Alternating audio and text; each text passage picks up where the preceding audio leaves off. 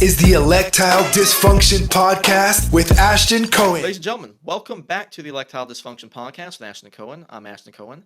I'm joined today by John Sitilides. John is a geopolitical strategist and diplomacy consultant for the U.S. Department of State. He has been featured and published a bunch of different places: Wall Street Journal, New York Times, Fox News, Bloomberg. He advises major corporations and institutional clients about global risks and security concerns. Basically the kind of things that we are seeing very well today, especially talk about Ukraine in particular. So, John, thanks so much for being with me. It's a real pleasure. Well, thank you for having me, Ashton. It's great to be with you and your audience today. Absolutely. So, let's start off there. I recently came onto your work. One of the other people in the geopolitical sort of strategy space I followed previously has been Peter Zehine. Peter famously now, in his 2014 book, he talked about how by 2022 he anticipated Russia making a move on Ukraine because it would be their last chance to do it, under the premise that this is sure their last real opportunity to make a move like this because their demographic declines and they wanted to expand their borders. And his theory was they're going to go into Ukraine and then the Baltic states would be next, and that's how they're going to sort of secure their expand their borders, right? Expand their borders, which is something that certainly Soviet Union did, something that Russia traditionally has liked to do throughout history, and something even Putin himself has spoken about on many occasions prior. From your standpoint, this Russian invasion of Ukraine, is this something that you and other people who have that sort of expertise in this space, who follow this space closely, is this something that you particular and others around you that anticipated? Or was this a surprise? Let's go a little bit further back in history, Ashton. You bring up some very interesting observations here.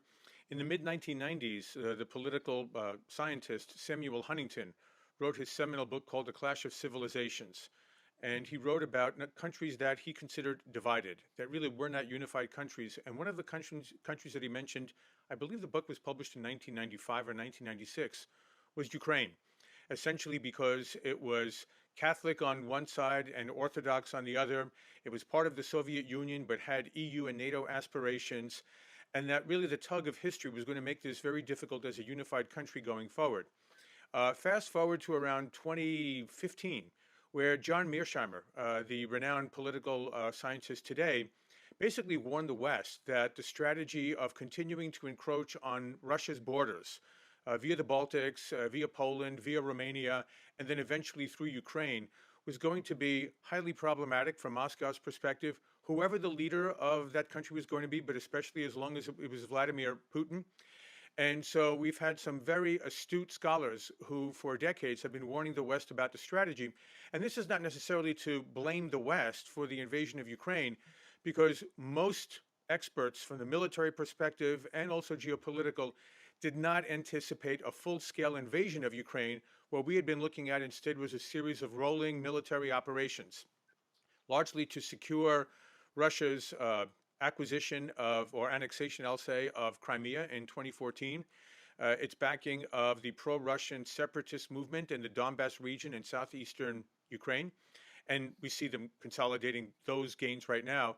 And I think what we see in addition to these particular rolling operations right now is a Russian effort to close off the Sea of Azov in the southeast to Ukrainian ports, connect that geographically with the Crimea Peninsula in the south central part of Ukraine, and connect it geographically to the critical strategic port of Odessa in the western part of Ukraine's Black Sea coast, and essentially seal off Ukraine from the Black Sea, have Ukraine's exports and imports, sea-based that is, controlled by Russia, and allow Russia essentially to control the Ukrainian economy. It doesn't have to take over Kiev at that point. It can simply compel the Ukrainian government to bid Russia's will, or it'll starve the country economically. Mm-hmm.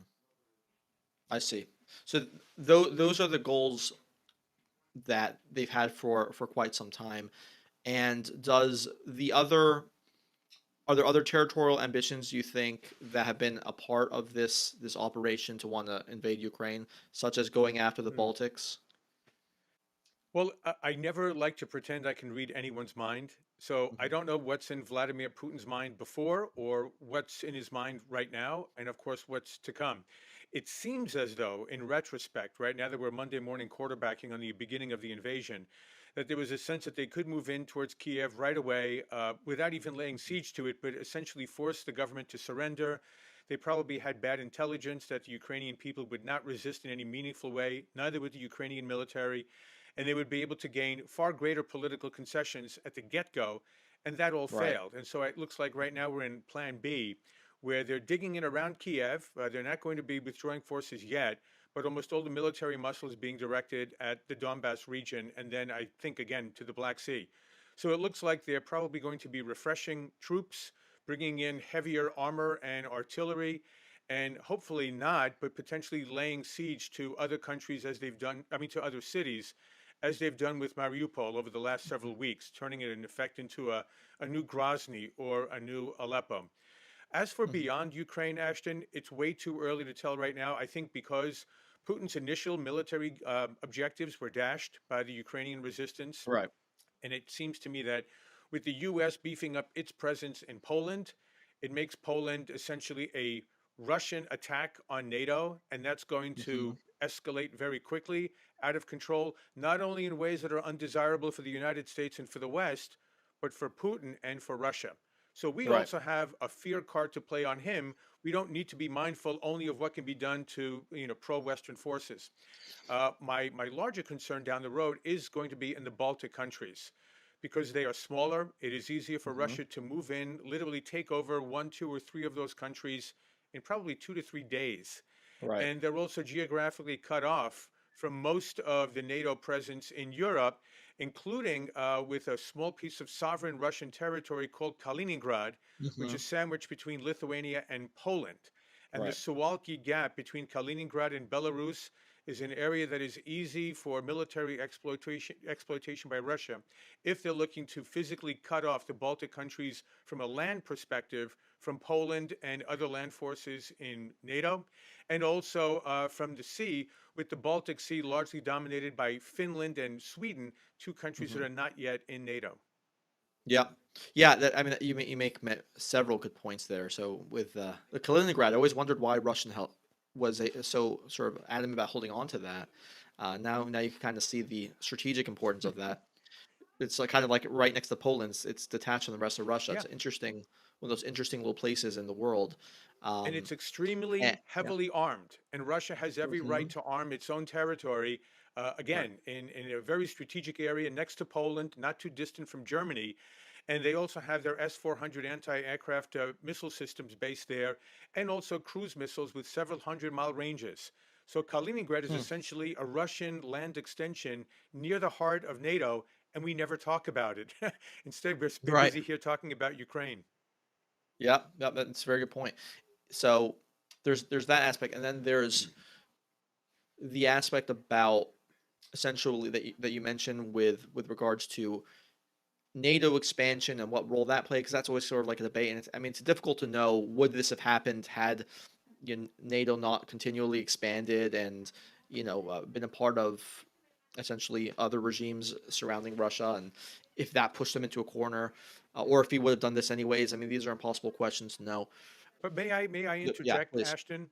Yes. I tend to take world leaders at their word. Most of them Hmm. tend to very easily and candidly broadcast their objectives to the outside world. And when we talk later on about China and Iran, we'll talk about this same habit of world leaders. We tend to not believe what they say and dismiss it as meant for domestic consumption, but I take their statements Right. very seriously. So I also date this back to Vladimir Putin's very famous speech in 2007 at the Munich Security Conference, where he essentially declared his rejection, his opposition to the US led rules based international order.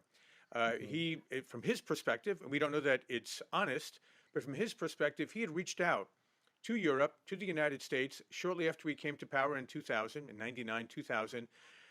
He reminds the West that he reached out to then President George Bush right after the September 11th attacks and made very Hmm. clear that Russia wanted to be helpful to the United Right. States in dealing with First Al world leader. Qaeda in Afghanistan. Although, of course, that's a mutual interest because Russia has its own concern about Islamist radical terrorists coming out of Hmm. Central Asia into its underbelly, Kazakhstan, Uzbekistan, and the like. But he declared an end to the system as we all knew it and made very clear that he intended to draw red lines.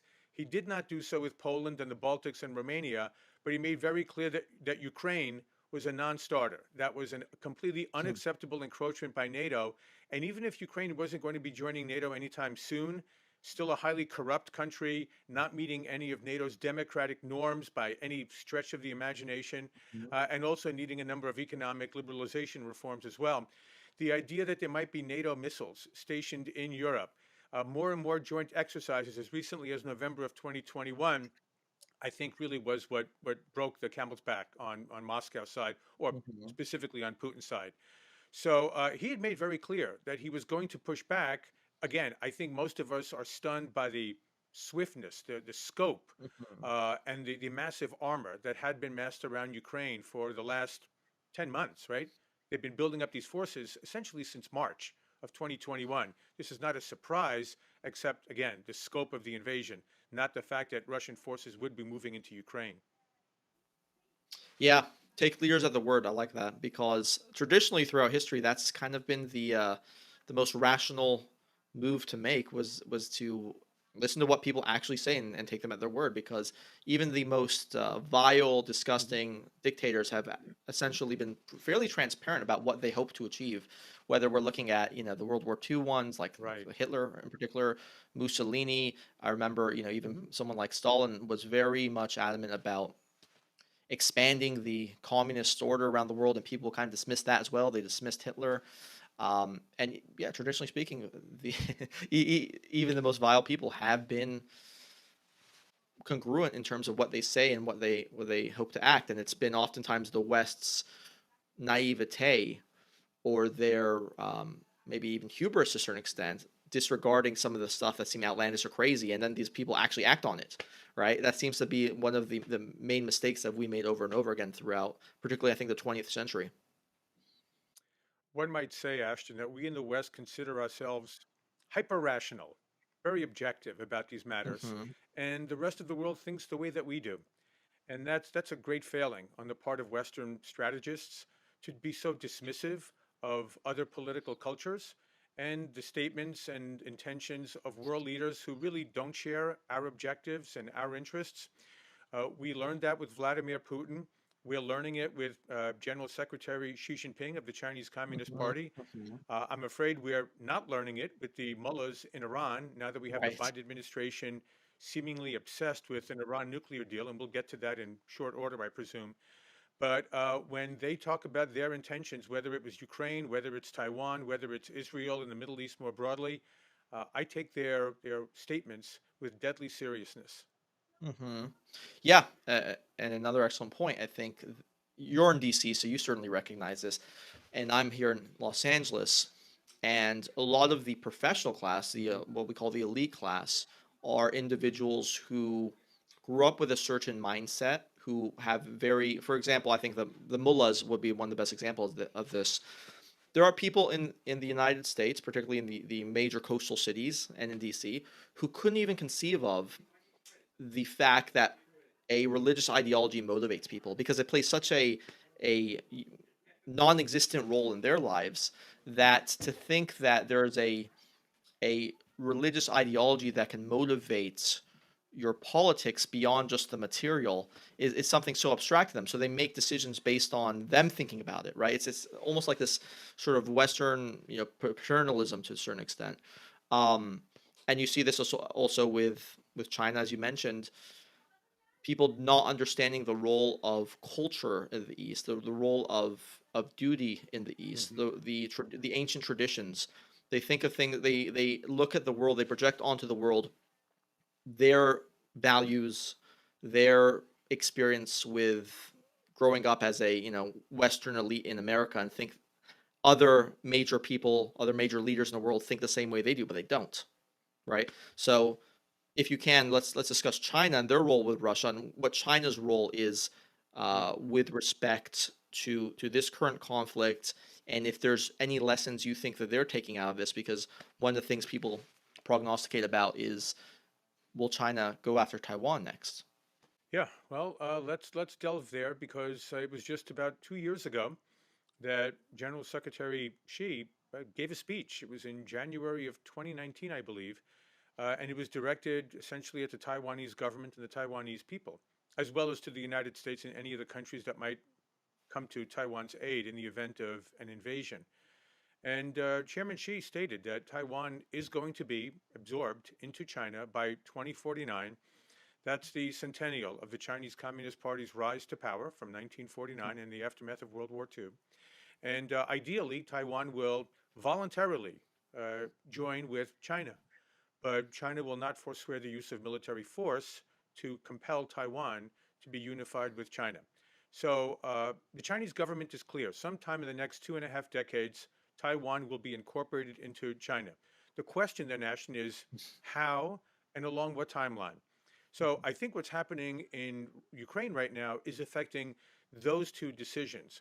One, in terms of timeline, I think what's pretty clear is I presume that Chairman Xi was as stunned as President Putin was by the swiftness of the US and Western sanctions regime that's been Hmm. imposed on Russia.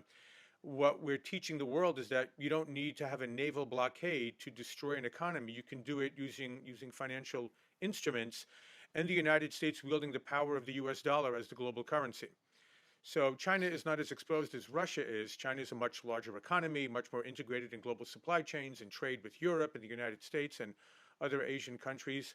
But I would sense that she has given the orders to top party cadres to run through the entire list of potential US and European sanctions that could potentially be imposed on China in a worst case scenario if, let's say, after the November Chinese Communist Party National Congress, where Xi hopes to gain his third consecutive term in power and sort of shatter the precedent of recent Chinese premiers and um, presidents who've had 2 terms and go back to the Mao Zedong and Deng Xiaoping model of dictatorship for life.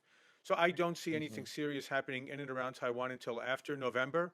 But the end of the year, early 2023, if there were to be military operations, and again, they don't have to be massive on the scale of Ukraine, um, just the way I had imagined that there would be sort of smaller, more targeted military operations. You could see, for instance, Ashton, the Chinese Navy taking over several tiny Taiwanese islands immediately off the coast of China or deep in the South China Sea and leaving Taiwan, the island, alone. But then what does Taiwan do to regain its islands?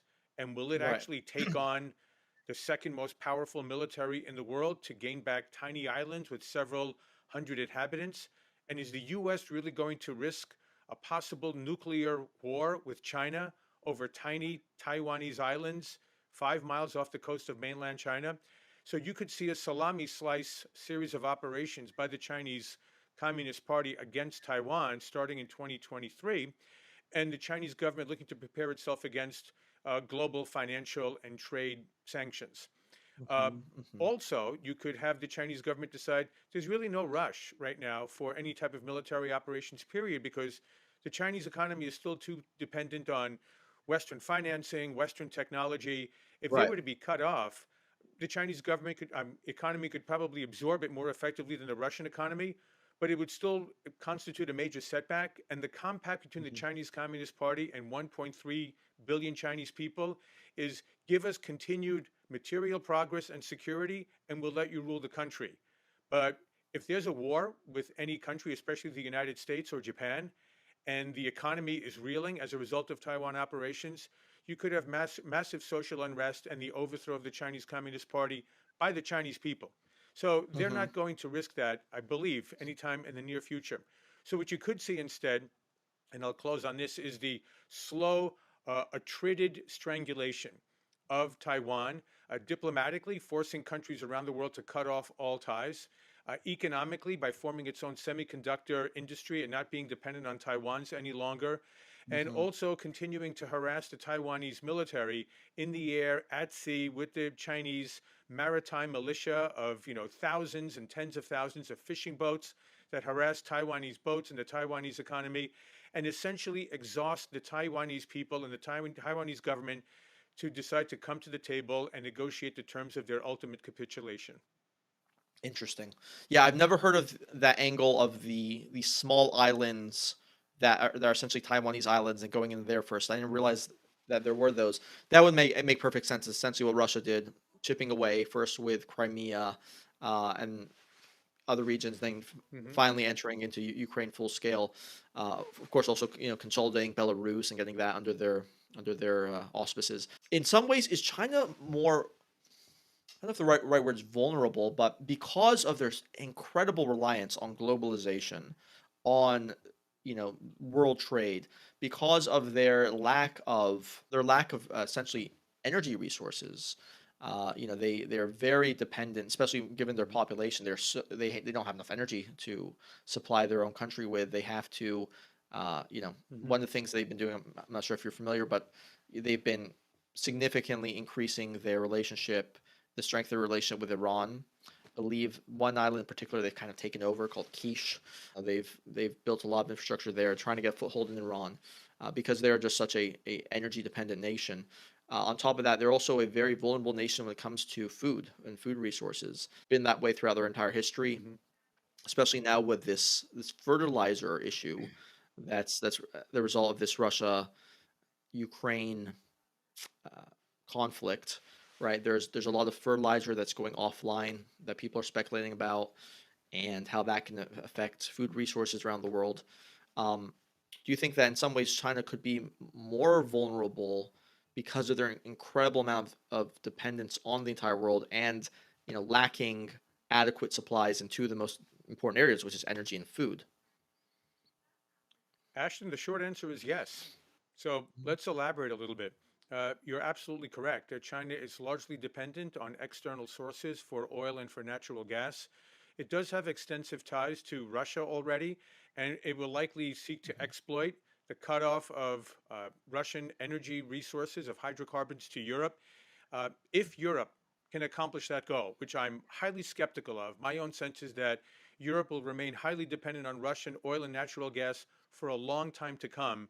And these renewable Hmm. aspirations are more fantasies than real world policies. But we'll get to that later on. Yep. So China will look to buy whatever oil and natural gas Europe believes it won't need to purchase any longer, and they'll connect pipelines that are currently in place from central and northeastern Russia, connecting into China, and simply build pipelines across western Russia to connect those to Eastern Europe pipelines through Ukraine, through Poland, through Hungary to Europe. So they don't have to build 3 or 4 thousand mile long pipelines. They need to build several hundred pipelines, and it won't take Hmm. place tomorrow, but it can take place in a short order, 4 to 5 years, in Russia, and connect the current European natural gas and oil supply grid to that of China.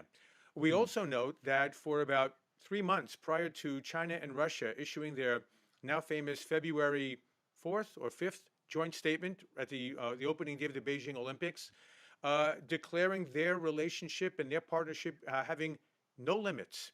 They will cooperate and build up that coordination on a series of policies across the full spectrum of diplomatic relations and trade relations. Again, going back to what we were saying earlier about taking world leaders at face value when they issue these types of statements. So I think they'll also be looking to increase their foodstuff imports from Russia.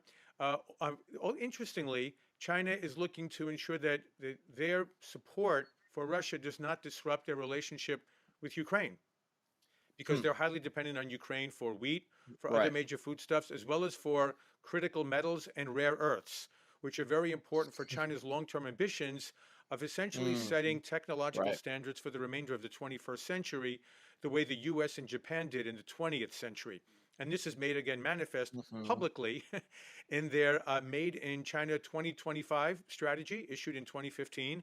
And the other strategy, I think, issued in 2020 is called China Standards 2035, by which time they hope they will have created or consolidated international norms, platforms, and standards for technological based industries and sectors. They're very open about all of this. We just tend to ignore this in Washington, in Brussels, in most of the West. So China will be looking to increase its resilience, its independence from one or two source countries.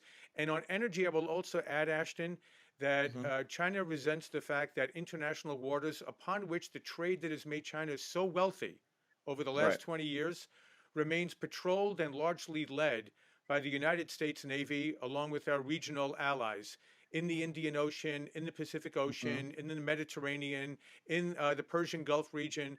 And so China will look, I think, to move away from sea-based energy imports and put as much of this on pipelines on the Eurasian continent and on railways as possible. I see. So that was actually that's perfect segue because that was my next question. As you mentioned, the United States Hmm. essentially controls international shipping lanes around the world. They control the global order of how things get moved around. And as we know, shipping something overseas is like 10 times cheaper, 20 times cheaper sometimes than shipping it over land. So the way globalization is, the foundation of it is international shipping lanes that the United States is essentially in charge of. So the Hmm. question is, as the U.S. sort of turns more insular, we see a bit of this with respect to this current conflict again, Russia Ukraine, where we're not even at the negotiation table. We're not mediating it. It's Israel and France who are trying to play that role, or it's actually playing that role with regards to mediating the Russia Ukraine conflict. Famously, just a couple weeks ago, the UAE and Saudi crown prince didn't take President Biden's call back. And so there's that aspect. Part of that is sort of this administration that some of our allies don't trust, the Biden administration, but part of it is a trend of the United States sick of being the policeman in the world. I think the polls pretty much bear that out. Both parties have a sense that our interventionist strategies, we should tone that back, to say the least.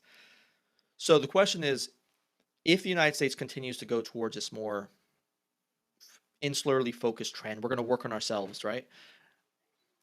Does that create way more turmoil for the world because there's a vacuum and we know vacuums invite chaos? And that seems like that would sort of screw over China, right? Because now there's this vacuum. Now China's going to have to what? They get a lot of their oil from the Middle East to this day. A lot of it has to come through that Malacca Strait, which is tiny. Um, and Hmm. then Japan's going to have to secure their energy resources. So we have this sort of like vacuum if the United States doesn't play that role it's traditionally played for the last many decades. Do you see?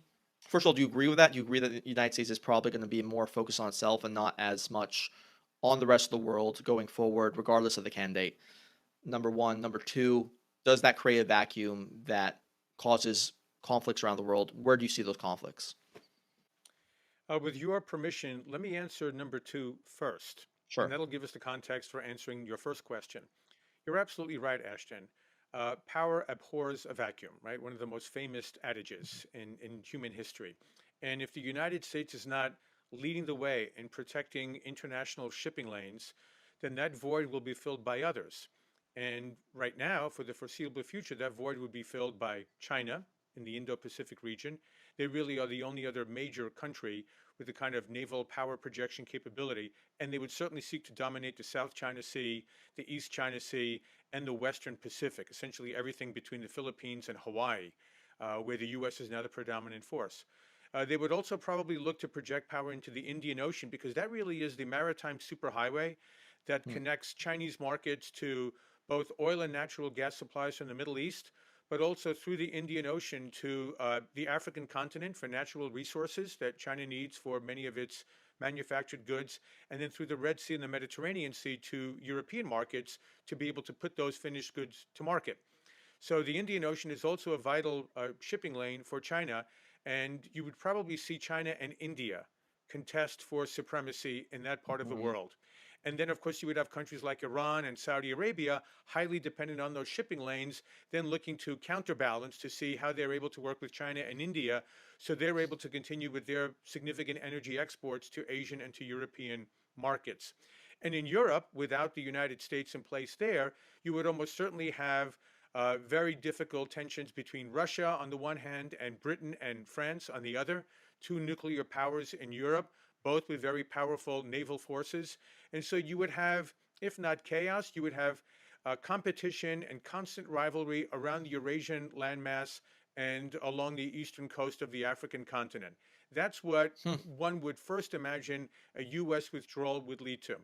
Which leads me to point number two. It's why I don't believe the U.S. will do so anytime soon. And there may be a greater desire on the part of the American people for the U.S. to pull back from many of its commitments. But let me offer a couple of my own thoughts here, Ashton, if I might. My own sense is that the American people are not war weary, even though we have been through 20 years of war in Iraq and in Afghanistan.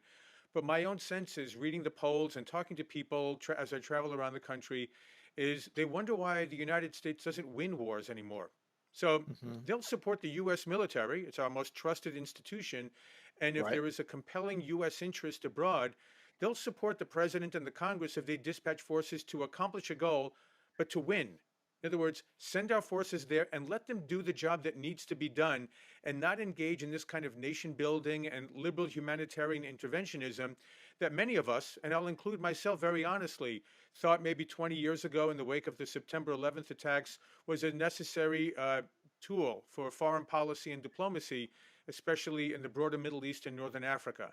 And 20 years of essential failure has made very clear that liberal interventionism is also a failed policy. And that's why Hmm. we have to be careful with Ukraine. As heart wrenching as these images are of 10 million displaced Ukrainians, almost 4 million of them having become refugees spilling over into Europe, is the situation in Ukraine or between Ukraine and Russia a genuinely compelling U.S. strategic interest that is worth risking the potential exchange of nuclear weapons Right. between Moscow and New York, or Moscow and Washington, or major European capitals? So I think it's very important that we find a way to bring about, for instance, in this case, a ceasefire between Russia and Ukraine. And Hmm. you mentioned before, Ashton, that there are a number of leaders who are hedging their bets. You're looking at the Saudi Arabia kingdom, you're looking at the United Arab Emirates, and you also note, say, the role of the Israelis in looking to Right. play an intermediary role in negotiations. I would add to the Israelis the role of French President Emmanuel Macron and Turkish Hmm. President Recep Tayyip Erdogan, who are trying to keep doors open to both Russia and Ukraine, bring about a ceasefire, and bring an end to the war so that we can then figure out politically and diplomatically how we move this process forward. But to have this war continuing with no particular objective in sight, realistically speaking, at least to date, I haven't heard of a strategic interest coming from Washington or from Brussels, except to continue to arm the Ukrainians to beat back the Russians, which will come at tremendous cost to the Ukrainian people, to the Ukrainian economy, to Ukrainian society. And who's going to rebuild all of this? And how do we know we're going to do this without escalation to a chem bio attack, a major cyber attack Right. on a European or American infrastructure or energy grid, or God forbid, Vladimir Putin actually launches a tactical nuclear weapon against a military facility in Ukraine, or even worse, inside of a European country that's not in the NATO alliance? Do you think that? Let me ask you a quick question about China. Then I want to get your prognostication about how the world sure shapes up, let's say by Hmm. 2050, because, you know, from the World War II era on, it was pretty easy. It was America, it was Soviet Union, then it was just America, and now we have all these different players. Obviously, you reference a few of them. India on its rise up, should be a top three economy, right, within the coming decades. Maybe a number one or number two. Who knows how that goes? Japan is certainly, they have demographic issues, but they're certainly no joke. They have an incredible navy. They still have Hmm. technological development and play an integral role in the world economy. China's demographics are going off the cliff. It seems like they have the worst. I think they have the worst like demographics ever, right? Largely because of that one child policy.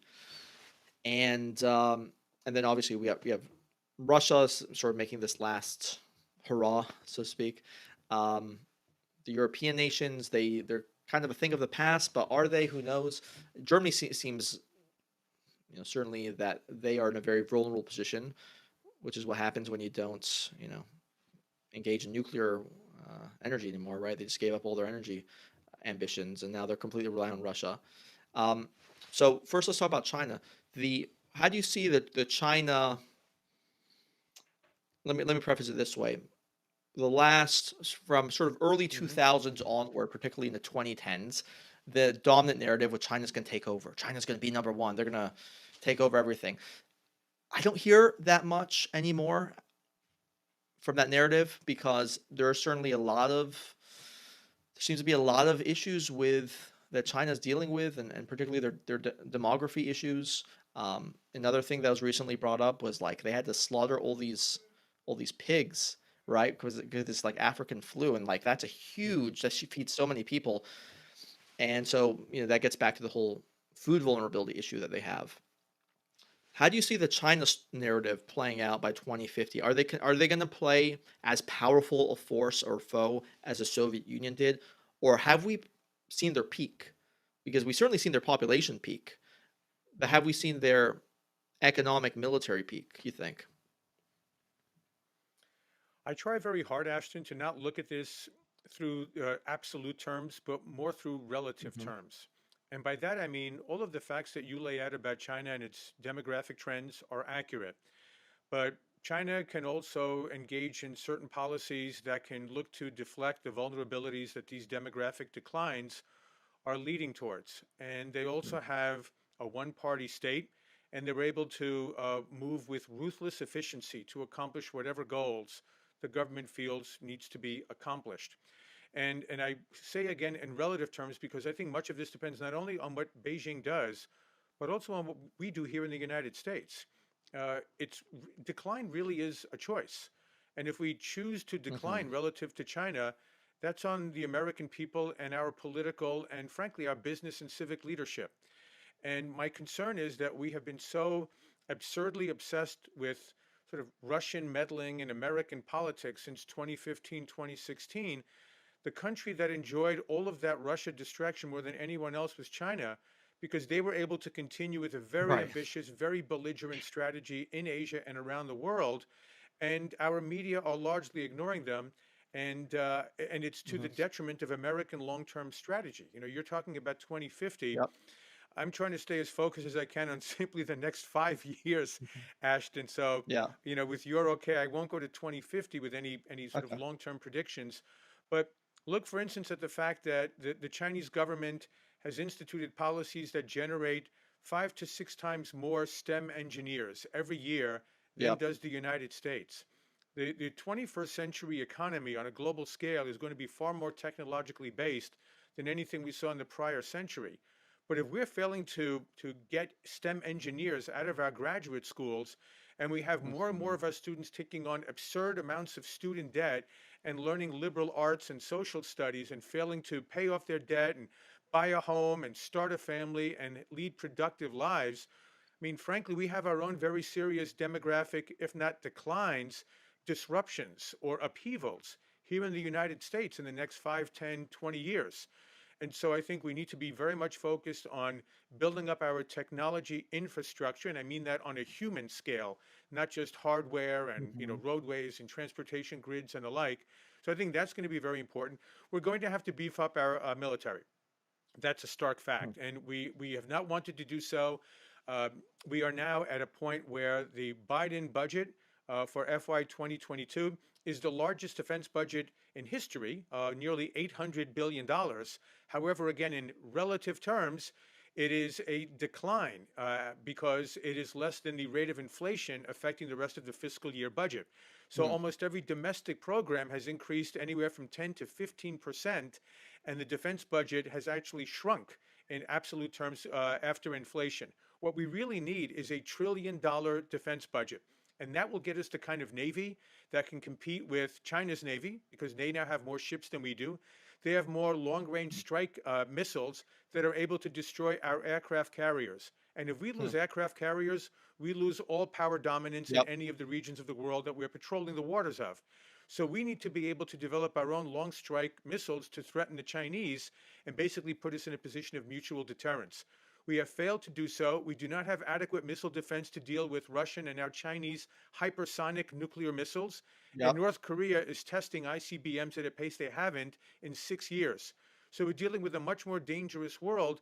And yet we continue to talk about culture wars and Hmm. Hmm. sort of social issues that distract us from the very, very dangerous and complex geopolitical landscape that we're facing. Certainly the most dangerous since the end of the Cold War and possibly going back to the end of World War II. So we need to build up our workforce, our education. We need to be serious about our defense, and we need Americans to love this country again. Hmm. The one thing that we do in the United States that almost no country in history has ever done is teach a generation of young people that its country is loathsome. Uh, Yep. People who detest their country or who are embarrassed of the founding of their country, however imperfect America is, and we're highly imperfect, but better than everyone else, from Mhm. my personal standpoint. But we won't want to defend America against our enemies if we're not proud of America. Right. So we need not only to get STEM engineers out to be able to compete on a technological level, but we need to better educate our young people that with all the imperfections, with all the flaws, we are all imperfect, sinning human beings. We have accomplished more in our 200 plus years as a country than any country in history. We have so much to be proud of, and we need to inculcate our young people of this, or else we're Hmm. doomed. Absolutely. I'm so glad you brought that up.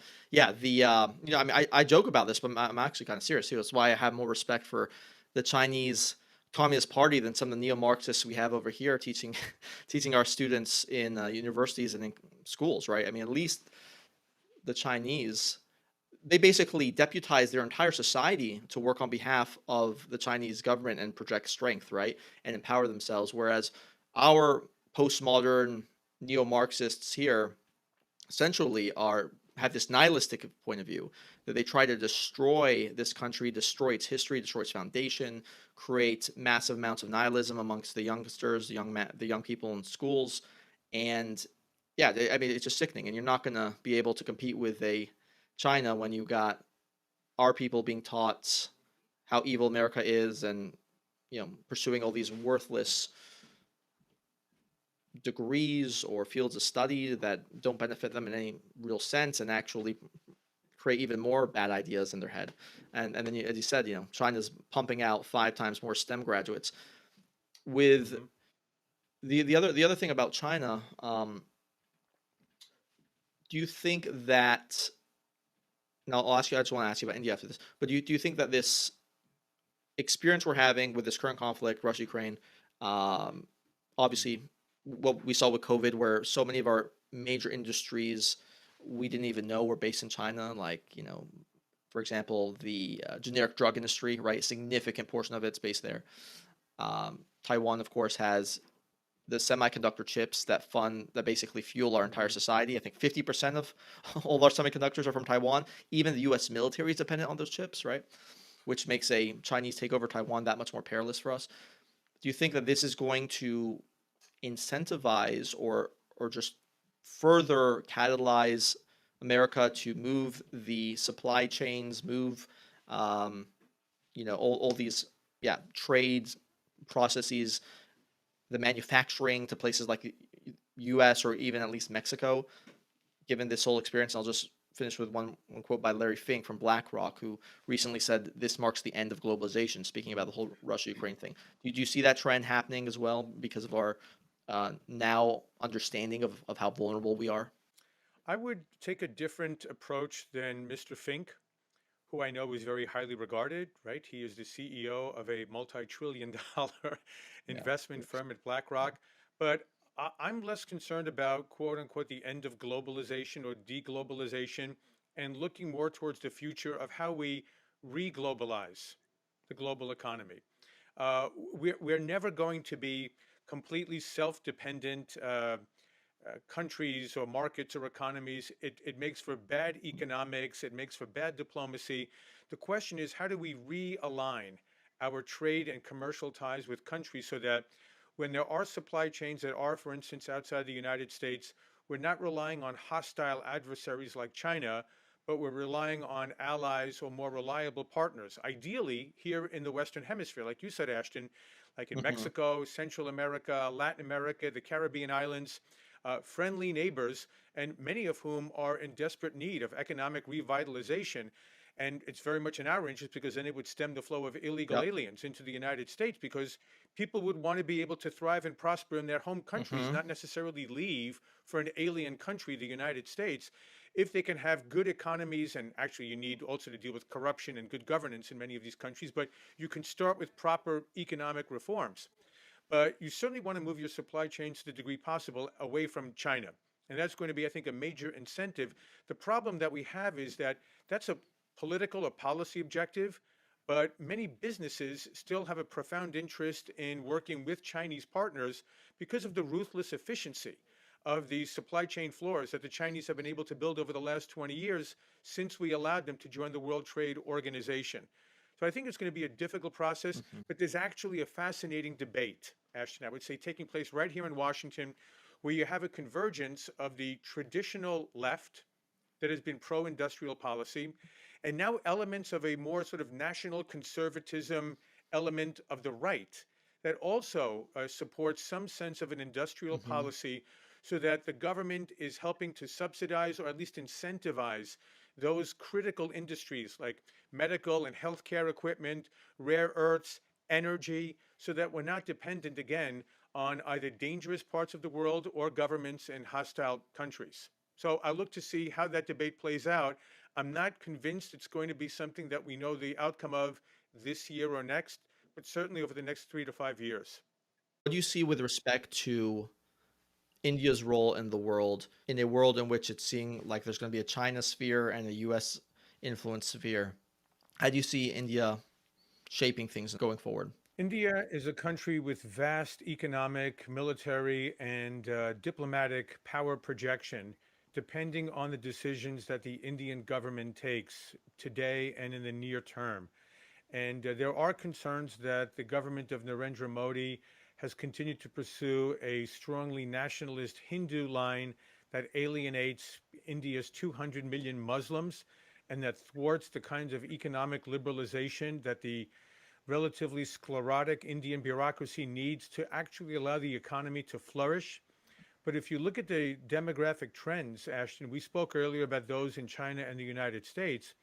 India's population will actually continue to grow potentially for the Hmm. next 20 to 30 years. Hmm. Projections are that by 2040, 1 out of every 5 workers in the world will be in India. So we're talking about a Wow. massive economy. Wow. Population will surpass China's in the next 10 to 12 years.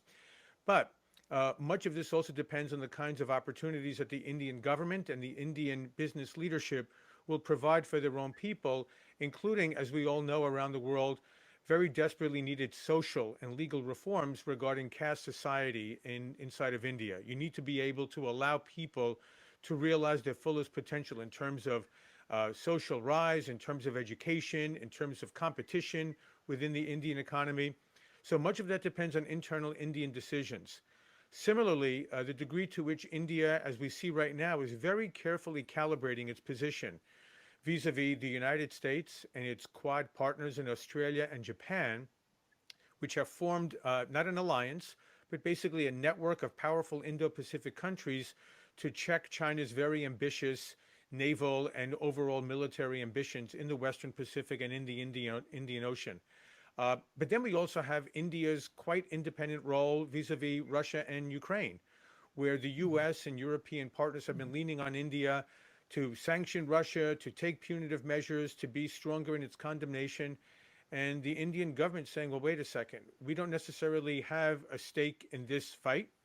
We want to make sure that we continue to have access to Russian armaments. Remember that India and Russia have a history going back decades to the Soviet era, when India was the leader of the non-aligned movement and they purchased major weapon systems from the Soviet Union, and that continues to this day. So Russia is India's major arms supplier, and India feels threatened both by a nuclear-armed China in the Himalayas and a nuclear-armed Pakistan to its west.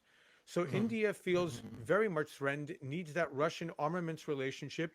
It's also looking to expand its energy imports from Russia. And now that we see the potential for major food cutoff, especially wheat from Russia and Ukraine to the broader Middle East and Northern Africa, India has the potential to grow its wheat export industry by a factor of 300% over the next 5 to 6 years.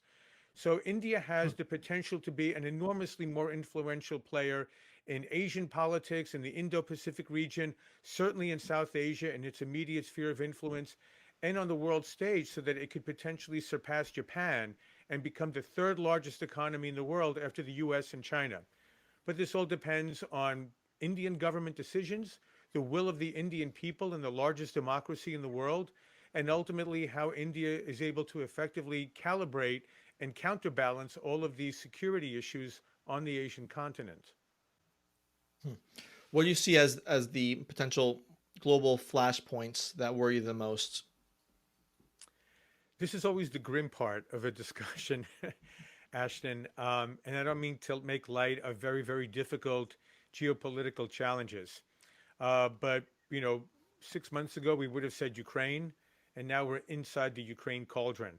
I don't know where we may see a flashpoint emanating from the region that we discussed earlier, Kaliningrad, where NATO is looking to bring Kaliningrad to the negotiating table with Russia in regards to its objectives in Ukraine. I'm very concerned about food shortages in countries such as Egypt and Lebanon, which are 80 to 100% dependent on Russia and Ukraine for their wheat supplies. And as I just mentioned, there are other countries such as India, perhaps the United States can supply some of that wheat, but it won't make up the 80% that a country like Egypt with 100 million people will need by the end of 2022. So their supplies and stocks should last through the summer, but come fall or winter, you don't just put wheat on a ship and send it. There are long-term contracts to which current suppliers are obligated. You need to have the shipping or the trucking infrastructure to be able to deliver those goods, depending on the geography and the destination markets. And a country like Lebanon is already a tinderbox right now. It could be on the verge of a failed state. And anyone who has some sense of history recalls the turmoil that civil war in Lebanon brought to the entire Middle East from 1975 until the late 1980s. And we cannot afford to see a country as influential and as populous as Egypt have major food shortages lead to riots, as we saw in the Arab revolts of 2008, 2009, 2010. So that's another area of concern. I also am watching very closely for North Korea. I don't know where this spate of ICBM missile tests is becoming increasingly problematic, and a miscalculation by Kim Jong-un leads to some type of a response by South Korea or by Japan, for that matter, that then obligates the U.S. to intercede on behalf of our allies. And so we have that concern as well. And then, as we mentioned at the beginning of this discussion, or the middle of it, we don't know what China's ultimate ambitions are with Taiwan. And again, if it's not a massive island-wide invasion, an amphibious operation over all of Taiwan, what if we have a crisis involving one or two islands, as took place in the 1950s, the Quemoy Matsu crisis, which President Eisenhower then had to resolve by sending in aircraft carriers between China and Taiwan. And it was one of the first humiliating episodes for the Communist Party in Beijing at the hands of the United States that they are determined to never have repeated again.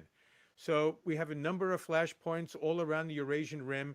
And I'll close with this. Libya is still very much in a civil war. It was, looking back, a terrible mistake by NATO to overthrow the Gaddafi government in 2010.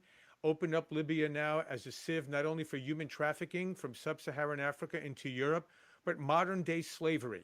Men and women and children being sold in open slave markets in Libya today, 2022. An absolute international disgrace. And the degree to which food shortages affect other countries in Africa, you may have major migration flows into Europe in ways that will utterly overwhelm what took place in 2015. That was an incredible conversation. John, thanks so much for being with me. Tell people where they can find more about you, learn more about your work, follow you.